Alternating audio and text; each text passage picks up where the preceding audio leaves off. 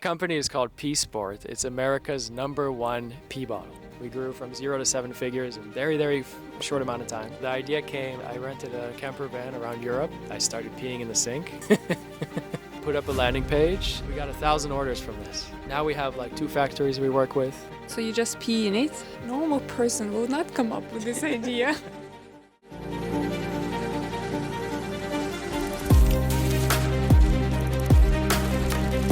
Right now I'm here with Henry Snow from United States while his parents both from Ukraine. Henry has never been employee at any company. He has been most of his adult life as a nomad. Henry is one of those people who tried over 100 different ideas until he found his success. Hello and welcome. Thank you for having me. I first started traveling when I was 16.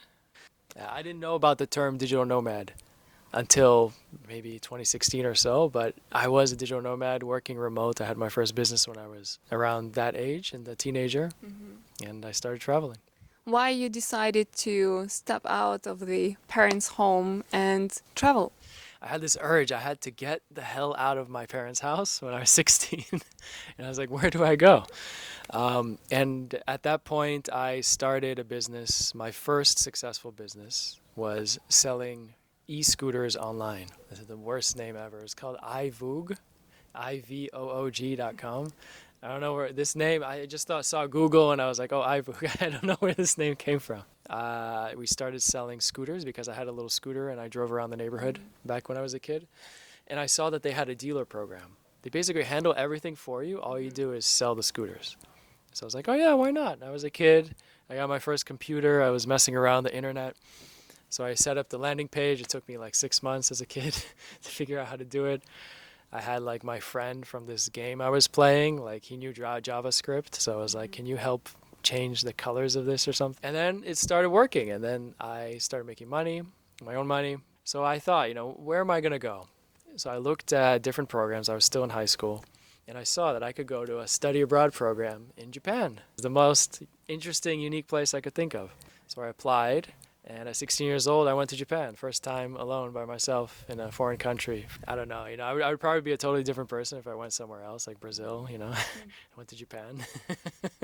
So you actually did not think that to make money you need to go to work, but you thought to make money you need to start something, scooter service. Yeah, honestly, I don't know. I just had this drive to do things, It wasn't even about the money. I mean, one of the best things my parents did for me, they got me a computer when I was 8 or 9. And then I started messing around online. I was just this creative spark you have as a kid, You just want to do things. I made this website and I started running Google ads when they first came out. And I didn't know how to build the website. I was, 12, 11 years old. And I was going on Yahoo Answers, like how do I center a div with CSS or whatever. And I just had this creative spark to do things. I think all kids naturally do. So when you came to Japan, what you decided to do in Japan and how long you spent there? So it was a half a year study abroad program. I just landed in Japan and moved in with my host family, which are like these grandparents in their 80s. They barely spoke any English. It was my first time, 16 years old, foreign country, In retrospect, that's And small rooms? Small rooms, big shock. And I that's when I became a man, 16 years old. I was a boy before, and then I became a man in Japan because it was like a big shock. I had to become an adult right away. Going to a Japanese school, like 4,000 Japanese kids, 3 foreigners, including me. It was me, an Australian, and a Korean girl. And that's it. So after education, most of the people that when I grew up with a mentality, I'm from Ukraine, so I have previously had Ukrainian mentality, that the only way to make money or after education, you have to start finding the job. Because finding the job, it's experience that you get from corporate, you make money, and then maybe one day by 30 you will make your own business. You actually studied the other way. So after you finished the study in Japan, why you kept going with a entrepreneurial spirit? Well, actually, I tried to go to university in college. My mom was, and she was like, "You gotta go to college. You know, it's what everybody does." I went for one semester, and I couldn't do it anymore. Like that, don't get me wrong. I like to learn. I like to read books. I like to go to lectures of professors that I'm interested in. There were just all these requirements for these classes, and I just wasted so much time. I was sitting there, I'm like doing homework. I'm like, if there is a university out there where you can just learn whatever you want, you do your own curriculum, that would be perfect for me. Just choose your interest and you do it. But I just felt like I was wasting so much time. I also had my business on the side, and I was like, I need time to do my business, and then I have all this bullshit homework, and then I can just watch a YouTube video, I can read a book. Why am I going through a whole semester of a class? That was my mindset, so I dropped out after 6 months, and I went to I went to Costa Rica to work remote. So that was a really long time ago when remote and idea as a being digital nomad hasn't been a thing yet. I know that you tried a lot of different ideas. Also, many people would try 1, 2, 3, 5 ideas and it doesn't work. And like, okay, it doesn't work. So maybe I'm not entrepreneur, and then trying to find a job or some other ways. But you kept so long, over 100 ideas. What kept you so long on this entrepreneurial path? I think I saw it as normal to me. The first successful business was the scooter business, and it worked out, and I made money, and I saw money coming in, and I was like, oh wow, okay. This is how you make money. This is how you grow in the world. Okay, let's go. So to me, that after I did that for a few years as a teenager during my development phase, that felt like the way to do it. That's normal. I'm comfortable with it now. Why should I go to university, graduate, and get a job and follow the standard path? But also, I think what helped me was having Ukrainian parents. So they come from a different mindset, right? And they moved to a different country. I was born in the country, I'm American, but I also learned this mindset from them, and they sort of taught me too, how people from former Soviet Union are. They're like, don't trust the government, all this kind of stuff. Don't trust doctors. So my mom and they sort of instilled this in me, and I'm like, okay, I'm gonna double think about everything. Do I have to follow the standard structure? Probably not. So I question everything and do it my own way. After this scooter, what ideas followed? A design agency. I'm pretty good at design. I did photography too. I had a copywriting agency. Did health coaching for a long time. Freelance. The web design agency was a big thing. And then I became very big into community. So after you travel for a bit as a nomad, you realize, it gets lonely. It's not sustainable. It's not healthy to travel for such a long time consistently. So community became a big thing for me. I had this startup, and this was around 2015 or so. After I got back from Costa Rica, back to the US, I launched a new idea. It was like an app, like Google Maps on planet Earth, like where you spin like Google Earth, you spin the globe, and then you have different articles for travel bloggers. And then I went to San Francisco, did the whole app thing, where try to raise money for investors. You have an app. Like back in 2015, this is what everyone was doing in the Bay Area. I moved into a hacker home. I'm not a developer, so it's a different culture. But I moved into a hacker home, and then I became friends with the guy who was running it. It inspired me to get into community. And then I sort of like became the manager of this hacker home. I was like helping people move in and out. There's all kinds of crazy people coming in. It's funny, back in the day, there's a lot of people who work at Google, and they felt so important. They're like, I work at Google. And then there was a bunch of developers coming in who have an app idea. Like, I'm coming to raise money. And then it was super interesting. So I lived in San Francisco for like 2 years. I did that. And how I made money at that point, the app wasn't making any money. Yeah, I think you got to raise investors for an app. But I was making money back in the day. I had a web design agency for restaurants. Restaurants usually have really shitty websites. Yes. I don't know why. There's just terrible websites. So what we did was we found all the Michelin star restaurants in the Bay Area, and we just went to them and we pitched them like, we'll build you a nice website. Oh, very nice. So you just walked in and like, hey guys, you have a shitty website. Let's do better. Basically, that was our strategy.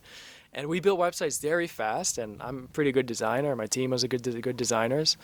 And we used like Squarespace. We used all these new platforms to build websites. And all of our competition, they were doing it from scratch. I'm like, why are you wasting all this time coding from scratch? It's the same product. That's what we did. We built a nice design, either Squarespace, WordPress, whatever, for Michelin star restaurants. That was 2015 or so. Did you have a moment when you are trying to make your product work, but it's not working, and then you literally running out of money? Yeah. Well, the Bay Area is not cheap. No, Not cheap at all. My app was not making any money. This is actually when I remember, this is when I learned about the term digital nomad. And I heard about digital nomads going to Thailand and Southeast Asia. I've never been there before. I've only been to Japan. So 2016, April 2016 is when I finally, I remember packing my suitcase, just one carry-on suitcase. From San Francisco. From San Francisco. One carry-on suitcase and a backpack. I've already been pretty nomadic. So I went to Thailand and I joined a couple like nomad retreat groups there, and I saw the value of community.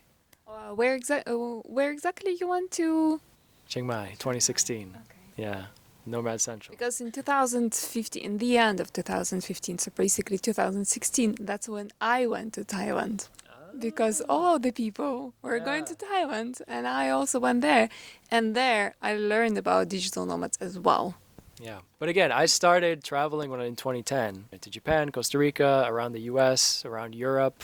I didn't mention I lived in Barcelona for a year in 2014, in Rome for a bit. So I've been nomading, doing the scooter business and a couple other businesses. But I didn't know anything about the term digital nomad. I didn't know about working online. I was just doing my business remotely and traveling. Mind my business. Minding my business, yeah.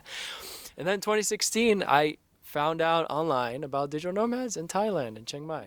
And yeah, it really opened my eyes. Like a lot of people doing this. What did you think about the digital nomads for the first time? Was your first thoughts? It was good thoughts. I met so many cool people. I worked out of the top of Maya, the coworking on top of Maya Mall. We had the private offices there with the group, and we worked from there a lot. I met a lot of cool people, and it was a whole month. Chiang Mai has been, especially back then, I still believe now, is famous for the place where people move to start their business. For example, moving out from expensive country, and Chiang Mai was back then very cheap. It's still cheap, but back then it was just pennies. Yeah. So people would stay there and trying to build their startup, the business, online business, and then just use it as a base. So what you built out of staying in Chiang Mai?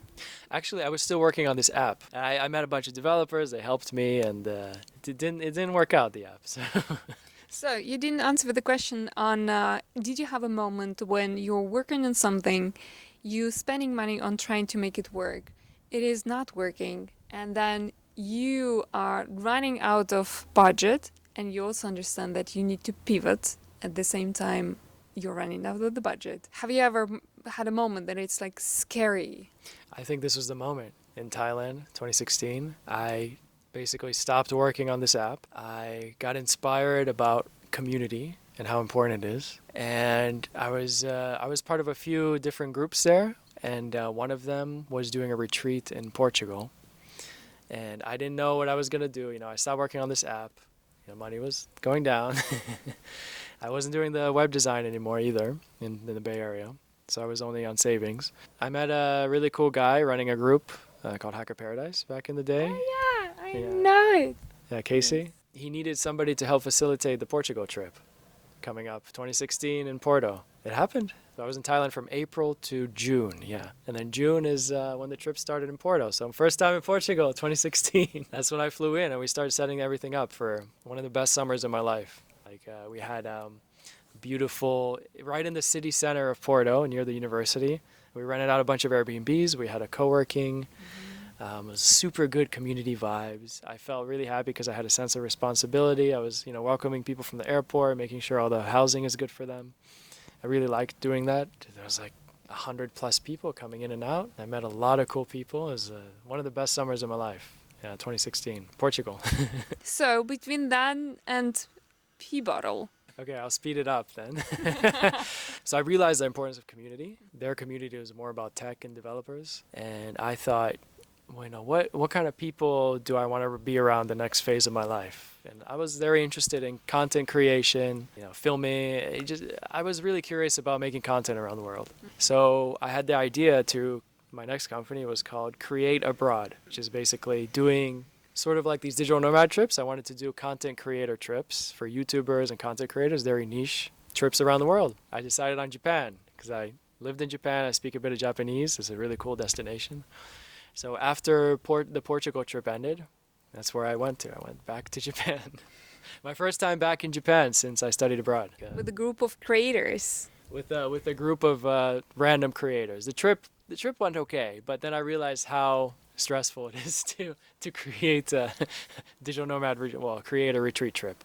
Because our plan was to sponsor these YouTubers with Japanese tourism board money. We didn't make any money, but it worked for the first trip. The biggest thing I learned doing this was you could reach out to anyone, especially this was 2016. Like the way I would find creators for my trip was I would find somebody cool on Instagram, even people like 2 million followers, 3 million followers. I would send them a video message. I'm like, hey, do you want to come to our content creator trip in Japan?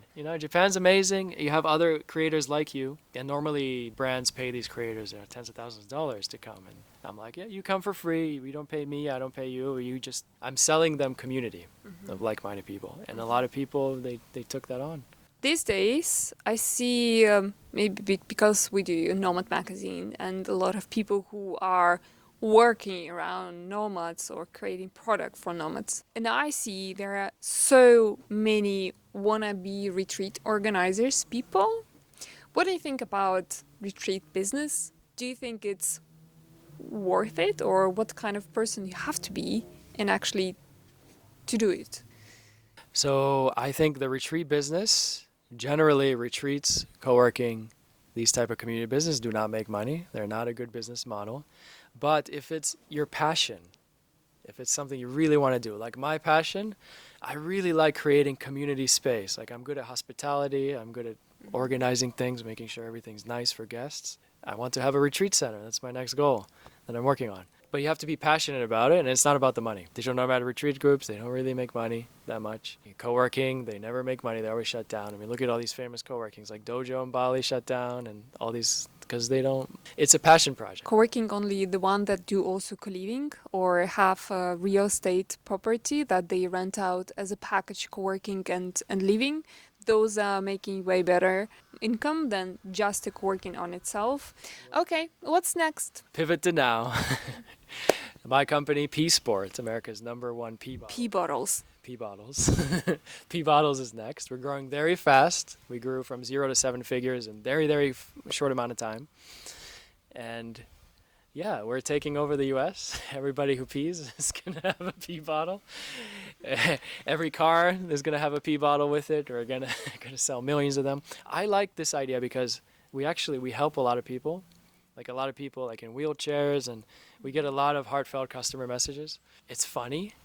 So I like a little bit of humor, If I was selling insurance, maybe I could make it funny, but it sounds boring. This is fun. You came up with this idea when you've been traveling on a camper van and had your own needs in the bottle. Yeah, so the idea came, I rented a camper van around Europe about 2 years ago or so, or a little bit more now. And just me and my dog traveling around Europe, Switzerland, and I started peeing in the sink. I don't recommend that because it smells. And then I started using plastic bottles, and sometimes it would spill, especially for women. It's 10 times harder. Even for men, it's hard. I mean, I would not manage to pee in the sink. Yeah, or a tiny plastic bottle, So I started looking at the market. I Googled pee bottles or something like that. And there were all these ugly plastic jugs. There is no nice, high quality pee bottle. I mean, normal person will not come up with this idea. I just tested it. I like to test things. I took a few days or so. I designed a nice looking pee bottle, like silicone, high quality, looks nice, very important. I put up a landing page. I put up, a pre-order button so people can buy. This is the P Sport. Look. This is the pee. Look. This is a pee bottle. It is, Valerie. Look, it's a beautiful design. You open it, close it. It's not like an ugly plastic jug like the competition. Yeah, You can unfold it. yeah, it's 1 liter, this one, Okay. and it's soft for a woman. So you just pee in it. You just hold it there and you pee in it. Yeah, exactly. And it's made of silicone, so it doesn't smell like plastic smells. Silicone's a little bit. But anyway, yeah. So all the competition of these terrible plastic jugs. So I made the design. I put up a landing page. I just left the page up there. All I did was put up like a pre-order button, pre-order here. And then I forgot about it. I just made one Twitter post, maybe a Facebook post, and forgot about it. I was doing other stuff. Then Gear Junkie, it's an outdoor gear blog. This guy, I think Austin his name was, he found my Twitter post. It only had like 40 views, and he featured it. He's like, look, this is a adventure pee bottle. It could actually, it looks super cool. Like, I think that he does like a monthly thing where they choose new and upcoming products or something like that. And I don't know, on Twitter, he just found me. I got lucky. And we got 300 pre-orders from this feature. This sort of validated the idea. I started putting more time into it. I started making ads. I made a bunch of ads. None of them really worked. And then a month or two later, I made ad for TikTok. We had a good hook. It was like me peeing on a tree, and I turn around, and the guy was like, "You can't pee there." And then I was like, "Oh, but look, it's a pee bottle." And we got 1,000 orders from this, from this TikTok video. And then this really validated the idea. So then I went. Now we have like 2 factories we work with. We own the molds. We're like fully doing it the right way. But initially, when you launch a product, the best thing to do is, like, I went on Alibaba. I found the 10 best pee bottles. They're all terrible pee bottles, but the 10 best that I could find. And then I messaged them. I'm like, what if we change this? Here's my design idea. I want to change the color. I want to change the material, make it high quality. And one of them we just started working with. We manufactured the bottle together. It took months and months. How long it took from the time you got people ordered until you could deliver the final product? It was over 6 months. Okay, It was it's not bad. Not bad. not bad. I mean, you can't be a perfectionist, And how much you had to invest up front in order to get first order? So our minimum, I think, was $25,000 for this first order. How many bottles to the first order? I think it was 5,000 or 6,000. And you had the pre-orders for all of them. By this point, I think we had 2,000 pre-orders. So we fulfilled those pre-orders, and then we sold the rest. And then we grew from there. And then we changed the design, make it better and better, become a real business. And now we're a big company and growing. Lots of things happening. Selling pee bottles and actually helping a lot of people. A lot of our customers are like people in wheelchairs, like older men who need to pee all the time. And we get these messages, and our customer service is hilarious. I'm sure you've heard. A week or two ago, there was this guy, he's like, "My father has a micro penis. Can he use the pee sport?" Micro, not... Micro. So we get all the... And then we get so we have a 1-year guarantee. I believe in really good customer service. I mean... You mean if anything... penis is not fitting in? If anything breaks, we'll replace it. We'll send you a new one right away. We have a 60-day money-back guarantee. We have all these guarantees, and we have amazing customer service. That's like what I like to I'm good with hospitality. I like good customer service too. You are handling yourself customer service? I have a team, but I also do some customer service to make sure that... How many people you have in your team handling this product? We have warehouses we work with, and they ship out the units all around the U.S. That's like a third-party partner, so I wouldn't count that as a team. We have the factories, and then the actual people is me, one more person, and freelancers. I like a small team, and with AI these days, you don't really... How many hours it takes you on daily basis to manage this product? To actually manage the company is maybe 30 minutes a day. But to grow the company, it's unlimited. There's always things to do. It could be I could be working 100-hour weeks, or I choose to work efficient amount. What is your plans for this product? Are you searching for investors? Are you trying to take other countries outside of the United States? What's your big ambitions? So we are fully bootstrapped. We have no investors, not yet. My goal is to grow it into a huge company. I want it to be like Red Bull. like super fun. You know, people skydiving and peeing and like sports and all kinds of fun. It's the team is having a good time. Everyone's laughing. I have a good time. It's a good amount of like comedy and actually helping the world. It's a good mix, which is very joyful for sure. I like doing that. Yeah, you're definitely gonna do a lot of funny ads with this product. Our ads are really funny. Yeah.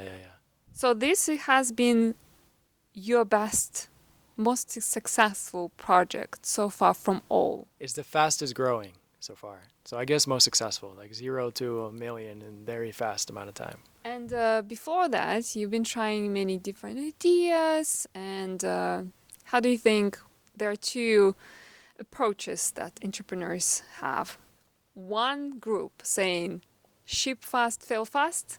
And the other one is that build a good quality product, stay on one product for a couple of years, and then put your effort in one thing. What is your approach? Honestly, it really depends on the person. Generally, my approach is ship fast, fail fast. And of course, it has to be good quality. I mean, I built a great product, much better than all the competition. I put effort and time into it. Obviously, when you're 80, 90% of the way there, maybe it's time. That's the way to go. You can't be a perfectionist. Ship fast, fail fast, but it depends on the person. Some people have passions like hospitality, co-working, retreats. These are more passion projects where the money is not necessarily the most important thing or even top three. And then, you know, like my retreat center, I don't want to make money. Well, it would be nice to make money, but the goal is it's more of a passion thing. What kind of retreat are you looking for to make? I want to have just a beautiful house and a beautiful retreat center in nature, glamping, amazing views, have cool people come in, like different entrepreneurs. I just like to host people. I like hospitality. And I just want my friends and cool people to stop by, you know?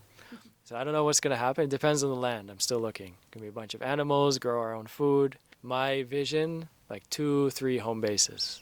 Like like this retreat center, maybe somewhere in a cool city, bounce around between these bases and not travel too much. You know, as a nomad, I actually don't like traveling too much.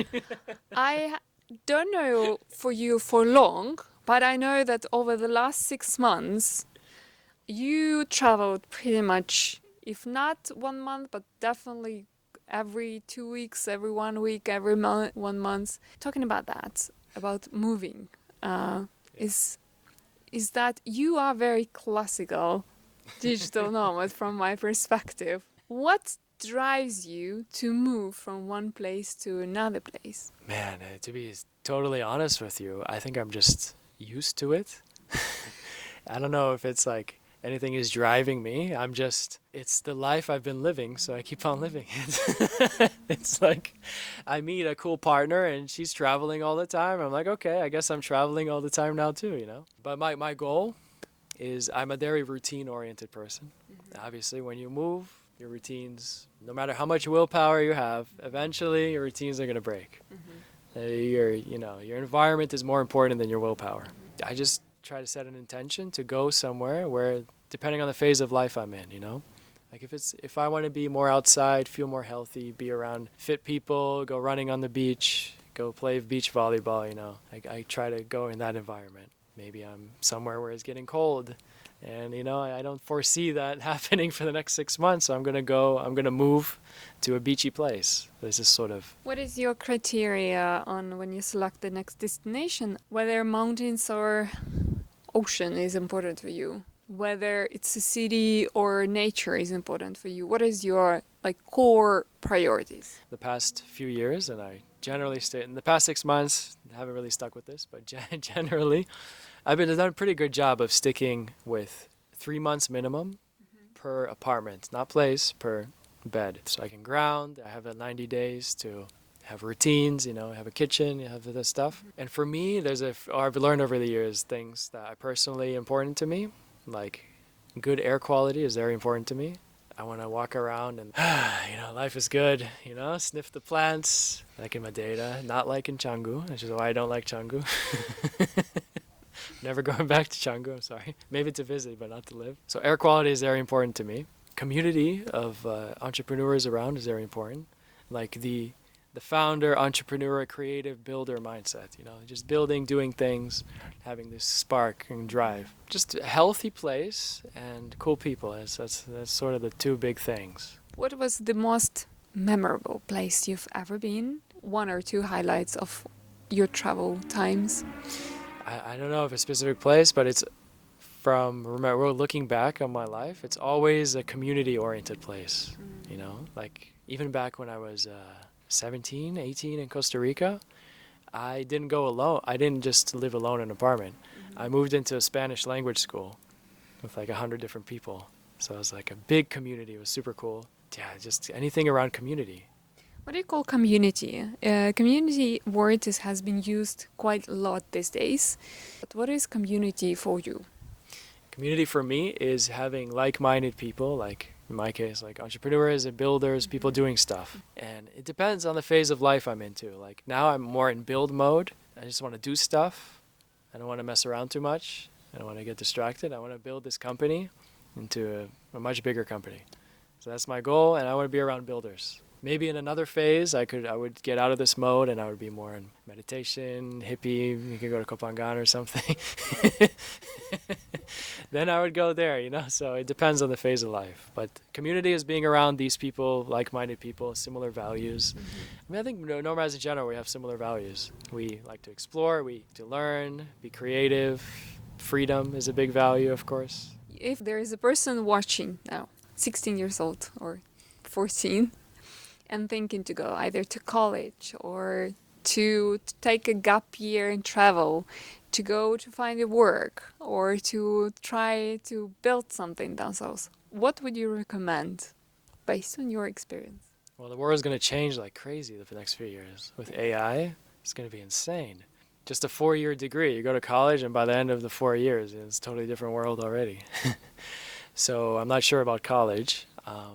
It depends on the person, If you're tech inclined, then I would go all in on AI and see what's happening there. The world is there's so many places to go, You don't have to stay in the US, you don't have to stay in the UK or wherever you are. You can choose to go anywhere you want. And it's the intention in life that matters, I think. You make an intention and you make it happen. Anyone can do anything. Billions of people, if you make an intention, you can change your life or do something. And everyone has a unique perspective. Like everyone, you, me, everybody, we've all lived completely different lives. And there's nobody that's the same. Couple of short last questions. When you travel, you choose plane or train? Train. Live next to the beach or in the forest? That's a 50-50. Airbnb or hostel? Airbnb now. Co-living or hotel? Co-living. If it's hotel, is it luxury hotel or just simple any? That's a hard question. Depends on it depends on the hotel. I don't care about luxury, but I have some things I like. Still some standards. Still some standards. Building business alone or with partners? Partners. Doing everything yourself or outsource? Outsource. Okay, ship fastest, obviously. Thank you so much. If there anything else you want to add from yourself? Well, if you're watching this 1 month, 2 months, 1 year, 2 years from now, be on the lookout for a pea sport that's going to take over the world. The world's #1 pea bottle.